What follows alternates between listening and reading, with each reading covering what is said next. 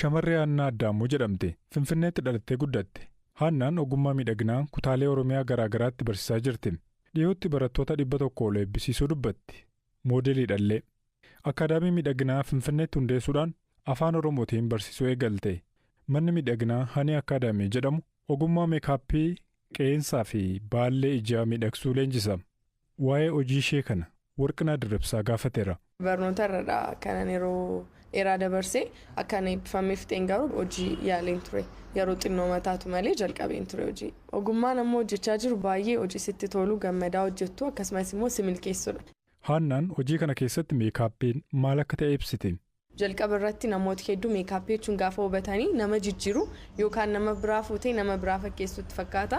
Isatu hin ta'in meekaappii jechuun asii piroofeeshinaal garuu nama tokko bareedina inni qabuun miidhagina inni qabuudhaan tottolchuu jechuudha. So akka ati jirtutti siin eenyummaa keetuun hin gaddareen miidhagina asirratti dabaluudha.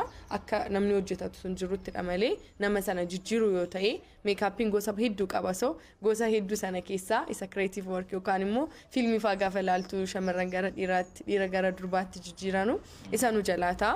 Meekaappiin sirrii kan miidhaginaa garuu akkaataa bareedina keenyaan akkaataa miidhagina keenyaan abbaa sanaa miidhagsanii ijaaf hawwataa godhanii dhiyeessuudha. Chaapstikii diimaa. Cammaalee hiilitee kan uffatan kan ture gosa moototaatu ture bara jalqabaa gaafa dhufe meekaappiin dhiirotaaf kan dhufe jalqaba ija isaanii kullatu laalteetta suuraa durii laaltee beektaa kan mootota naannaa iji isaanii gurraachadha.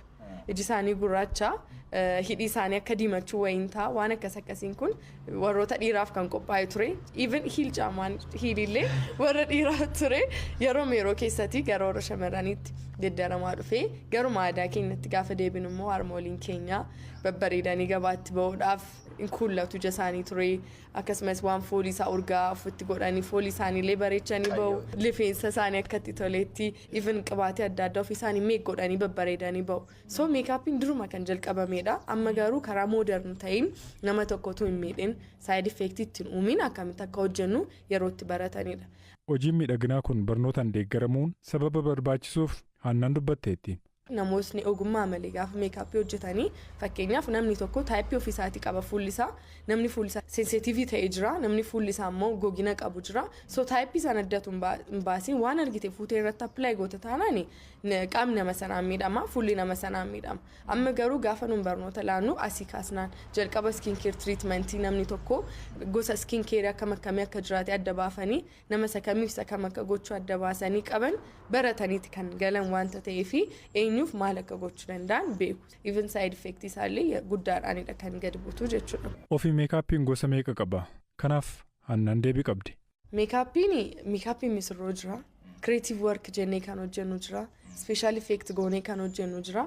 Fakkeenyaaf gaafa special effect siin jedhu fiilmii yeroo hundumaa ni ilaalna miti. Gaafa fiilmii sana ilaalu nam tokko du'ee yookaan balaa konkolaataa yookaan immoo rukutamee waan adda addaa kana gaafa ilaalu wajjiniin ta'ee miirri sun nutti dhagaamee gaddinu dhuguma nama sanatti du'ee dhuguma nama sanatti madaa'eetu hin ta'ini harka meekaap artistiin tokko dudduuba jira jechuudha. Creative work kan jennu immoo fakkeenyaaf dhiira areeda hin qabneef fuutee areeda guddaatti gootee ijaarsa fakkeessitee kaa'uu danda'a. Shamarran immoo bareedduu qalloo furdoo gootee jaartii gochuu dandeessaa wantoota akkasii fiilmii irratti ilaallu kan goonu jechuudhaan. Namoota hedduudhaaf hojjedheen jira. Even ofii koo irratti kanan hojjedhee gadhiisu mataan isaayyuu iddoo adda addaa irratti mucaa bareedduu kana adagaa akkasii irratti ga'ee jedhameellee sooshaal miidiyaa irratti argee nan beekaa. Feesbuukii irratti yeroo baay'ee naaf gaddanii waaqayyo ishee amaaru jedhanii poostiin godhu. Ofii koo irratti kanan hojjedhe. Yeroo jalqabnaannaan jalqaba waan akkasii creative work hojjedhee gadhiisu ana miti maatiin koo karatti deeman dhaban hundumtuu bilbilee mucaan keessa maal taate namoota biraan nun irratti hojjennee gadhiisnuuf maatiin isaaniin bilbiluu waan akkasiin qonnama yeroo baay'ee. Almost erga miidiyaa jalqabee miidiyaa hawaasaa dhuunfaa kootti akkasiin hojjechuu jalqabee gara waggaa 3dha. Naannaa TikTokiin jalqabame moodeelingis naan hojjedhaan turanii hojii moodeelingii beeksisoota miidiyaa adda addaa illee naan hojjedha. TikTokii ofii kootiitti galuu kudura namni karaa sanaan amma ta'e na beeka ture. So gaafan gara TikTokii dhufu acceptancein nama baay'ee namatti tola ture. Dafee na simatee namni waaqayyo na galatu hojii koo miidiyaa irratti hojjetu agarsiisuun koo waan irraan nagee natti fakkaata. Moor barattoota koo utuu ilaaltee fakkeenyaaf dheengadda ijoollee dhibbaanoo eebbisiiseera. Ijoolleen dhibbaanoo eebbisaman sun yoo ti gaafattee keessa irratti argite siin jedhan feesbuukii, tiiktookii, instaagiraamii karaa miidiyaa adda addaa siin jedhu malee eenyuyyuu na beekee karaa wal beekumsaan kan dhufee hin jiru. So miidiyaan paawarii hedduu cimaa qaba. Anis miidiyaatu na gargaare. Gaafan haala gabaa kana ilaalu even immoo gaafan barumsa masaana baradhullee ijoolleen keenya hin jiranii quuqama keessa koo ture maaliif namni keenya waan akkasii gochuu dadhabee kan jedhu. So ofii kootiif waaqayyo na gargaaree gara biizinasii kanaatti geddareen ijoollee gatii madaala'aa ta'een stiil immoo intarnaashinaali sartifikeettii ta'ee laachaa kanan ammaaf barnoota kana kennaa jiru. Bulchiinsi yeroo naannoo Tigraay daangaa naannolee Tigraay fi Affaar gidduutti muddamni jiraachuu ibse. Kun kan uumame Tigraay gama Affaar daangessuun tiksitoonni 7 namoota naannoo Affaar irraa dhufan jedhamaniin ajjeefamuu hordofeeti. Aangawoonni Tigraay tiksitoonni kunneen bakka Ilaa Bubbee jedhamutti ajjeefamuu ibsuudhaan eenyummaa warra ajjeechaa kana raawwates ta'ee warra ajjeefamanii adda baafachaa jirra jechuun hin ibsine. Bulchaan godina kibba Tigraay Haaftuu Kiroos akkas jechuudhaan waan uumame BBC'tti himan. Akka lakkoobsa Itoophiyaatti caamsaa 12 halkan keessaa ture kan raawwatame. Tiksitoonni gammoojjii keessa horii tiksan kan umuriin isaanii waggaa 11 hanga 18 ta'an bakka rafanii turanitti ture kan rasaasan ajjeesan. Nuti akka seeraan qabaman ni taasifna. Waan akka tasaa mudatedha jedhanii yaaduufis nama rakkisa. Hidhattoonni qophaa'anii dhufaniiti kan isaan galaafatan. Wanti duubaan jiru maalidha jechuun qorachuun waloon odeeffannoo sassaabuun karaa ittiin seeraaf sirnatti fidnu uumuu qabna. Uummanni keenya gara gocha haaloo ba'uutti seenuu hin qabu. Waliin jireenya uummattoota lamaanii kan jeequdha. Qaamni uummattoonni nagaan waliin jiraachuu akka hin jiraanne fedhu jira jechuun tilmaamuun ni danda'ama. Gochi kun namoota eenyummaan isaanii hin beekamne naannoo Affaar irraa dhufaniin raawwatame jedhamus mootummaan naannoo Affaar hanga ammaatti dhimma kana irratti yaadan kennee. Obbo Haftuun garuu bulchiisni kibba naannoo Tigraay qaama mootummaa naannoo Affaar dhimmi ilaallatu wajjiniin dubbachaa jira jedhan. Akka mootummaatti callisnee hin jirru kan jedhan Obbo Haftuun mootummoonni Affaarii fi Federaalaas warra gocha kana raawwate seeratti dhiyeessuuf hojjechuu qabu jedhan. Bulchiinsi yeroo Tigraay mootummaan naannoo Affaarii fi poolisiin Federaalaa yakkamtoota kanneen akka to'ataniif gaafateera. Erga waraanaan as rakkoon hawaas dinagdee bal'aan naannicha keessa jiruun alatti hannii fi saamichi yaaddoon nageenyaa bakka garaagaraatti hammaachuu jiraattonni naannoo Tigraay ni himatu. Namoonni BBC'n dubbise akka jedhanitti raayyaa Zeeboo kan naannolee Amaaraa fi Affaar daangessutti aleellaa fi ajjeechaan hidhattoota gurmaaniin gaggeeffamu bal'achaa waan dhufeef nageenya namootaaf yaaddoo uumuu himaniiru. Sababa yaaddoo nageenyaaf Haroo Dambal kan baatutti argamurraa sochiin bidiruu motoraa erga dhorkame ji'a caaleeraa jedhu jiraattonni odola Dambal irra jiranii fi namoonni geejjiba bidiruu irratti bobba'an. Yeroo dhiyoodhaan asitti Dambal miidhagfamee turistiin haalaan hawwachuudhaaf jalqabus rakkoo nageenyaa uumame kanaan bu'aan irraa barbaadamu argamuu hin dandeenye. Kan jiraattonni akkasumas hojjettoonni bidiruu jedhanii fi yaada hangaa walitti qabuudhaan waa'illi keenya Hamzaa Hussein akkanattiin qopheesseera. Odolawwan 5 kan qabu Haroon Dambal qarqara magaalaa baatutti argama. Haroon kun bakka bashannanaa fi kan namoonni qurxummii irraa soorachuuf dhaqan ture. Keessumaa erga bulchiinsi magaalaa baatuu qarqara haroo kanaatti hojii bareedinaa hojjeteen booda hawwattummaan bakkichaa haalaan dabalee ture. Ayyaanni cuuphaa waggaa waggaan Haroo Dambal kanarratti kabajamus hawwata turizimii ta'aa dhufeera.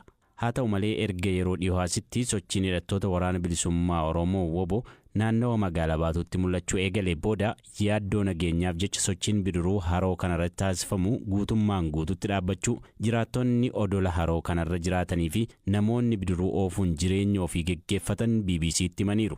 Obbo Zawudi Waldee odolawwan Haroon Dambal qabu 5 keessaa isa guddaa fi ka jiraattota hedduu qabu tulduu guddoo irra jiraatu. Tajaajilli geejjiba bidiruu Haroo Dambal irraa erga dhaabbatee ji'a tokko ol akka ta'ee fi kanaanis rakkoof saaxilamuu himu. Bidiruun mootoraa dhaabbachuunsaa akkamiin dhiibbaa akka irraan gahe akkas jechuun himatu. የጀልባው ጉዳይ ለሁሉም አሳሳቢ ሆኗል። በተለይ ለደሴ ሰው እጅግሩን የተያዘው dhimmi bidiruu hundaaf yaaddeessaa ta'eera. Keessumaa namoota odolarra jiraatan harkaaf miila isaaniitu hidhame. Ammallee kunoo bidiruu mukarraa hojjetame irra jira yeroon si waliin haasa'u kana. Ganama barii sa'aatii 12 irratti kan kaane ammallee walakkaan geenye. Kana booda achi ga'u sa'aatii 5 ol nutti fudhata. Nuti warri odolarra jiraannu jiruun keenya gara caalanis qurxummii qabnee gabaaf dhiyeessuudhaan ture. Duraan bidiruutu dhufee nurraa fuudhee gabaaf dhiyeessa.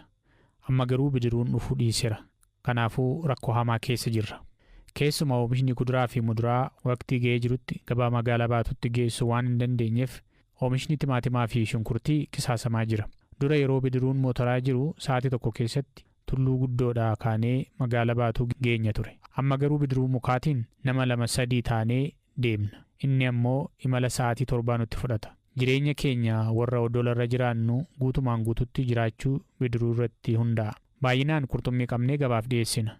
Bidiruun yoo kan hin hojjenne ta'e qurxummii eenyutti gurgurra. Timaatimiin hojjennee ga'es gabaaf osoo hin dhiyaatin manca'e.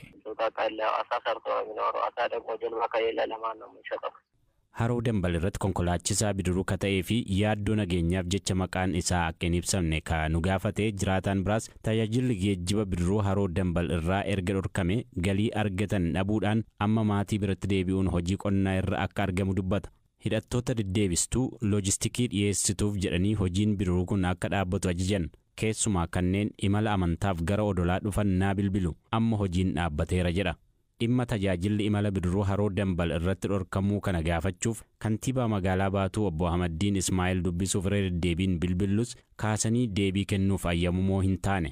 Waajjira kominikeeshinii magaalaa Baatuu irraa yaada BBC'f ka kennanii fi eenyummaan isaanii akka ibsamu ka hin barbaanne dhorkaan imala bidiruu Haroo Dambal irra kan kaa'ame ji'a dura hidhattoonni woboo mana hidhaa magaalicha keessa jiru irratti haleellaa erga bananiin booda ta'uu himan.